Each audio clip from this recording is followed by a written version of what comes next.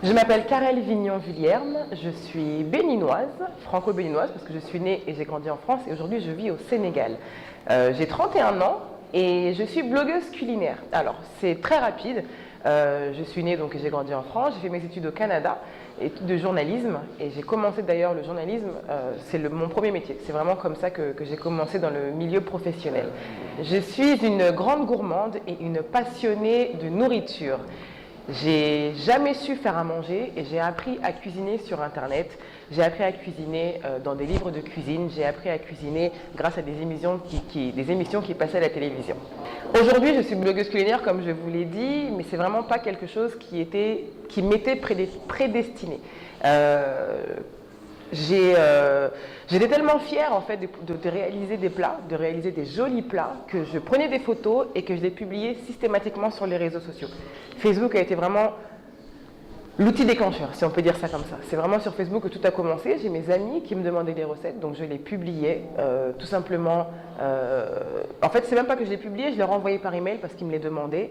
Et à force d'envoyer à 2, 5, 10, 20 personnes, je me suis dit que le plus simple pour moi, qui allait me permettre de gagner beaucoup de temps, parce qu'il faut être honnête, c'était de créer un blog, une plateforme sur laquelle tout mon contenu pouvait se retrouver.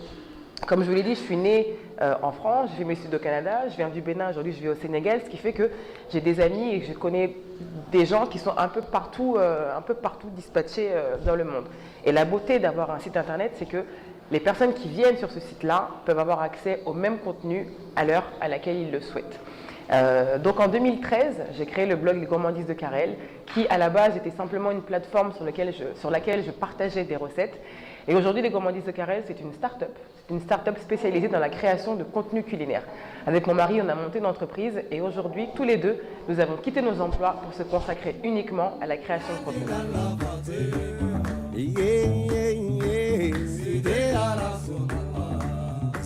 Alors, en termes d'économie, les Gourmandises de Karel, aujourd'hui, c'est une communauté de plus de 100 000 personnes actives sur les réseaux sociaux. Facebook, Instagram, Twitter, Snapchat. Le blog, donc lesgourmandisesdekarel.com, c'est environ 150 000 personnes qui viennent visiter le blog au quotidien. C'est de la création de contenu, c'est-à-dire je crée des recettes que je publie en photo et en vidéo sur le site, mais les Gourmandises de Karel, c'est aussi des astuces et des recettes envoyées par SMS avec le réseau Orange au Sénégal et au Mali.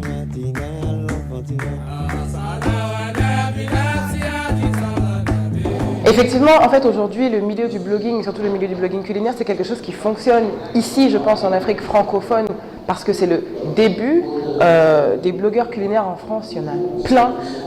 Aux États-Unis, il y en a plein. Au Canada, il y en a plein. Et le fait aujourd'hui, enfin, je pense que c'est pas comme si j'avais inventé quelque chose, sauf que je le mets à la touche afro, si on peut le dire comme ça, parce que moi, je vis directement sur le continent. Donc, dans ce domaine du digital, ça fonctionne bien parce que c'est nouveau. Dans le domaine culinaire, la cuisine a toujours existé. Nos grands-mères ont toujours préparé à manger, c'est les mêmes recettes qui étaient préparées, sauf qu'aujourd'hui, on a cette facilité de communiquer autour de ces recettes, autour de ces plats, autour de ces traditions. Je discutais de ça tout à l'heure avec une personne qui me disait qu'aujourd'hui, et c'est réel, on a des centaines de chefs africains, des gens qui ont des formations, qui font des formations à l'étranger, qui reviennent ici, qui n'ont même pas d'étoiles. Je ne connais pas de chef africain étoilé. Et aujourd'hui, ce serait un cachet en plus pour faciliter le tourisme dans nos pays.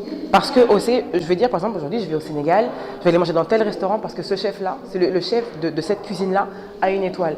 Donc effectivement, c'est quelque chose qui grandit et je suis certaine que d'ici quelques années, on atteindra des niveaux, des 1, 2, 3, 4 étoiles.